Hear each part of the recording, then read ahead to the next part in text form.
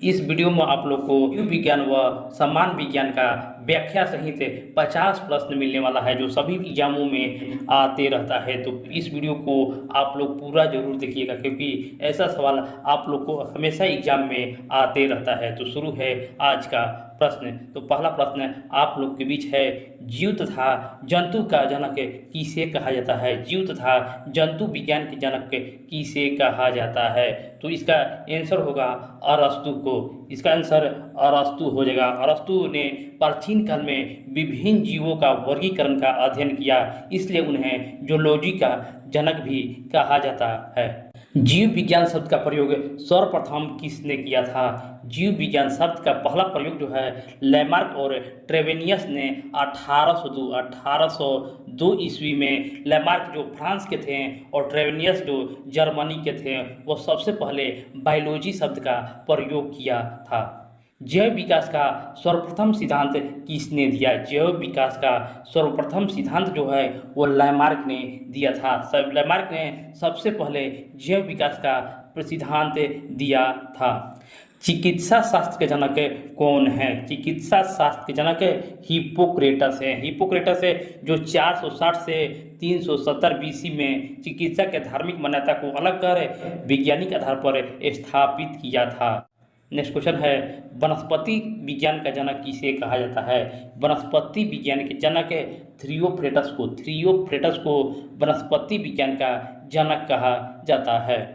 रसायन विज्ञान के जनक किसे कहा जाता है? रसायन विज्ञान के जनक लेवेजियर को। लेवेजियर को रासायनिक अभिक्रियाओं में द्रव्यमान संरक्षण के सिद्धांत दिया, जिसने आधुनिक रसायन विज्ञान की नींव भी रखी, इसलिए इन्हें रसायन विज्ञान का जनक भी कहा जाता है। मानव विकास इतिहास में परंपराओं से संबंधित विषय को क्या कहते हैं? परंपराओं से संबंधित विषय को एंथ्रोपोलॉजी कहा जाता है, जिसमें मानव जाति को भूत, वर्तमान और भविष्य का वैज्ञानिक अध्ययन किया जाता है। गैसों के विसरण का नियम का प्रतिपादन किसने किया था? तो गैसों का विसरण का नियम जो है वो ग्राहम ने प्रतिपादन किया था। ग्राहम के नियम के अनुसार गैसें उच्च सांद्रता के निम्न की ओर फैलती है और उनका विसरण उनके आणविक भार पर निर्भर करता है। ग्रहों का नियम का किसने प्रतिपादन किया था? ग्रहों का नियम का प्रतिपादन केपलर ने किया था, और केपलर ने 3 नियम दिए थे, जिसमें ग्रहों की कक्षा, समय और दूरी से संबंध साझा किया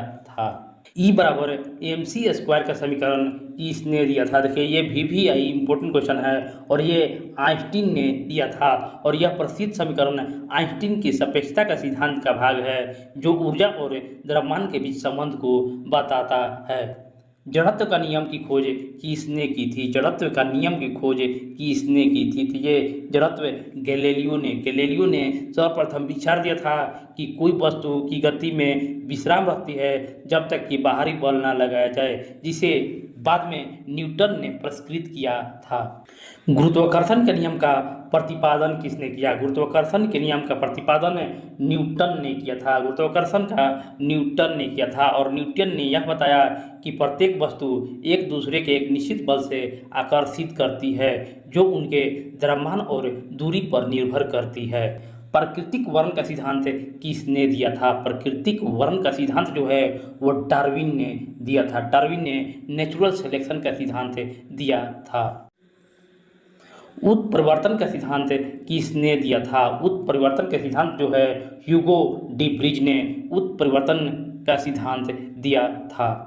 अनुवांशिकी के जनक किसे कहा जाता है? अनुवांशिकी के जनक जो है वो ग्रेगर मेंडल को कहा जाता है, और मेंडल ने मटर के पौधे पर प्रयोग कर अनुवांशिकी के मूल सिद्धांत दिए, जिससे वे फादर ऑफ जेनेटिक्स भी कहे जाते हैं।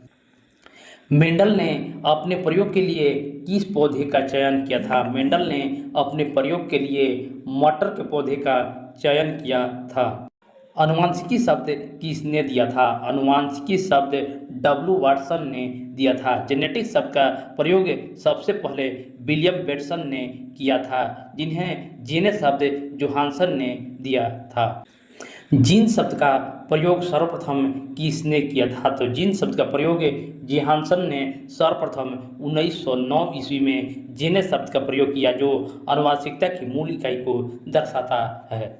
जीन कहाँ पाए जाते हैं? जीन कहाँ पाए जाते हैं? तो जीन जो है वो गुणसूत्रों में पाए जाते हैं। जीन डीएनए के रूप में गुणसूत्रों पर स्थित होते हैं जो कोशिका के केंद्रक में पाए जाते हैं।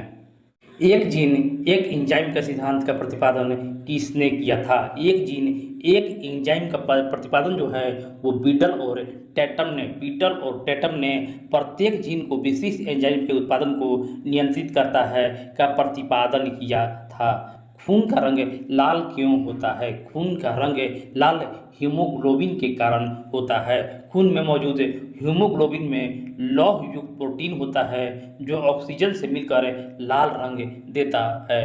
हीमोग्लोबिन में कौन सा तत्व पाया जाता है? हीमोग्लोबिन में लोहा पाया जाता है और हीमोग्लोबिन में हिम भाग में लोहा होता है जो ऑक्सीजन से जुड़ता है। हीमोग्लोबिन किस प्रकार का यौगिक है? तो हीमोग्लोबिन जो है वो प्रोटीन प्रकार का यौगिक है जो ऑक्सीजन को शरीर में पहुंचाने का कार्य करता है। खून का थक्का नहीं जमता है किस रोग में? खून का थक्का नहीं जमता है किस रोग में? तो हीमोफीलिया में खून का थक्का नहीं जमता है और हीमोफीलिया एक आनुवांशिकी रोग है जिसमें खून का थक्का नहीं जमता है। शरीर में रक्त को जमने के लिए कौन रोकता है? शरीर में रक्त को जमने से हिपेरिन रोकता है और हिपेरिन एक एंटीकोएगुलेंट रक्त को न जमने वाला पदार्थ होता है। हिपेरिन नामक प्रोटीन कहाँ होता है? हिपेरिन नामक प्रोटीन जो है वो यकृत में होता है। हिपेरिन का निर्माण यकृत और फेफड़ा में भी होता है। रक्त का अध्ययन किसे कहते हैं? रक्त का अध्ययन को क्या कहा जाता है? तो रक्त का अध्ययन को हेमेटोलॉजी कहा जाता है। रक्त का थक्का जमाने में कौन सहायक होता है? देखिए ये प्लेटलेट्स जो है वो रक्त का थक्का जमाने में सहायक होता है। प्लेटलेट्स की मृत्यु कहाँ होती है? प्लेटलेट्स की मृत्यु जो है वो प्लीहा में रक्त कोशिकाओं का नाश करती है। रक्त का थक्का बनने में कौन सा विटामिन सहायक होता है? रक्त का थक्का बनने में विटामिन के खून के थक्के के कारण संश्लेषण में सहायक होता है। रक्त का तरल भाग क्या कहलाता है? रक्त का तरल भाग प्लाज्मा कहलाता है। तरल भाग प्लाज्मा कहलाता है जो पोषण तत्वों को हार्मोन तक पहुंचाता है। रक्त का कितने प्रतिशत भाग प्लाज्मा होता है? रक्त का कितने प्रतिशत भाग प्लाज्मा होता है? तो रक्त का 60% भाग जो है वो प्लाज्मा होता है। जो रक्त में लगभग 55 से 60% भाग प्लाज्मा होता है। पदार्थ की चतुर्थ अवस्था कौन सी होती है? पदार्थ का चतुर्थ अवस्था प्लाज्मा होती है।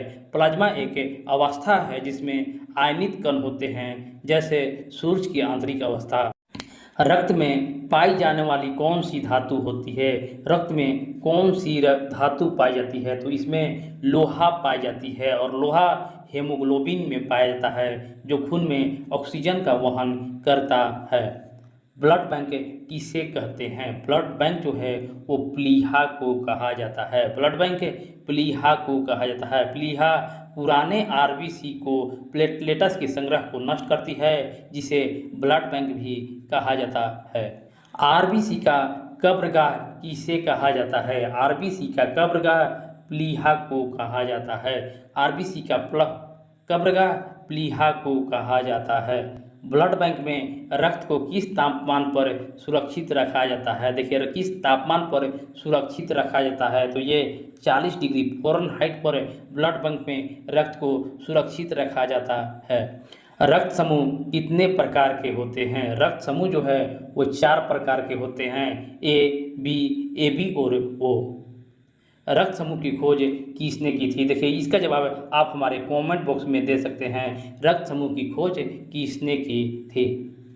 कौन सा रक्त समूह सर्वदाता कहलाता है? कौन सा रक्त समूह सर्वदाता कहलाता है? तो वो जो है वो सर्वदाता कहलाता है क्योंकि वो रक्त समूह में एंटीजन नहीं होता है इसलिए वह सभी को रक्त दे सकता है। कौन सा रक्त समूह सर्वग्राही होता है यानी सभी से ले सकता है? तो इसमें से AB जो है वो सर्वग्राही होता है क्योंकि इसमें एंटीबॉडीज